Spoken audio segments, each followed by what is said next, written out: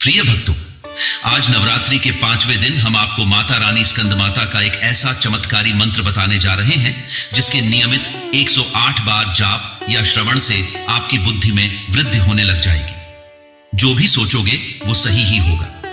शीघ्रता से निर्णय लेने की शक्ति आप में प्रबल हो जाएगी। अगर धन कमाने का यत्न करेंगे तो अपार सफलता मिलेगी। नवरात्रि के 5वें दिन दुर्गा जी के 5वें स्वरूप मां स्कंद माता की पूजा और इस दिव्य मंत्र का जाप या श्रवण अत्यधिक फलदायी सिद्ध हुआ है। स्कंद शिव और पार्वती के दूसरे पुत्र कार्तिकेय का एक नाम है। स्कंद की मां होने के कारण ही इनका नाम स्कंद माता है। माना जाता है कि मां दुर्गा का यह रूप अपने भक्तों की सभी मनोकामनाओं की पूर्ति करता है और उन्हें मोक्ष का मार्ग दिखाता है। मां के इस रूप की 4 भुजाएं हैं और इन्होंने अपनी दाएं तरफ की ऊपर वाली भुजा से स्कंद अर्थात कार्तिकेय को पकड़ा हुआ है और इसी तरफ वाली निचली भुजा के हाथ में कमल का फूल है। बाईं ओर की ऊपर वाली भुजा में वरद मुद्रा है और नीचे दूसरा श्वेत कमल का फूल है। सिंह इनका वाहन है। क्योंकि यह सूर्यमंडल की अधिष्ठात्री देवी हैं, इसलिए इनके चारों ओर सूर्य सदृश अलौकिक तेजोमय मंडल सा दिखाई देता है। सर्वदा कमल के आसन पर स्थित रहने के कारण इन्हें पद्मासना भी कहा जाता है। तो आइए माता रानी स्कंद माता के इस महामंत्र का श्रवण कर लेते हैं।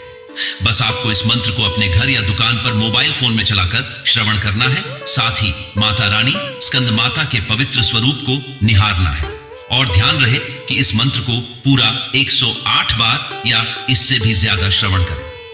वीडियो पसंद आए तो दिल से एक लाइक जरूर करें और हमारे चैनल मंत्र का ज्ञान को सब्सक्राइब अवश्य करें। कमेंट में जय मां स्कंद माता लिखना न भूलें। मंत्र इस प्रकार है। ओम ऐं ह्रीं क्लीं स्कंद माताय नमः।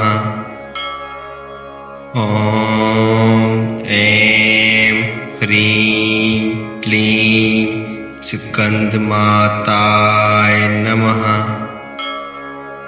ओम ऐं ह्रीं क्लीं स्कंद माताय नमः। ओम ऐं ह्रीं क्लीं स्कंद माताय नमः। ओम ऐं ह्रीं क्लीं स्कंद माताय नमः। ओम ऐं ह्रीं क्लीं स्कंद माताय नमः। ओम ऐं ह्रीं क्लीं स्कंद माताय नमः। ओम ऐं ह्रीं क्लीं स्कंद माताय नमः। ओम ऐं ह्रीं क्लीं स्कंद माताय नमः।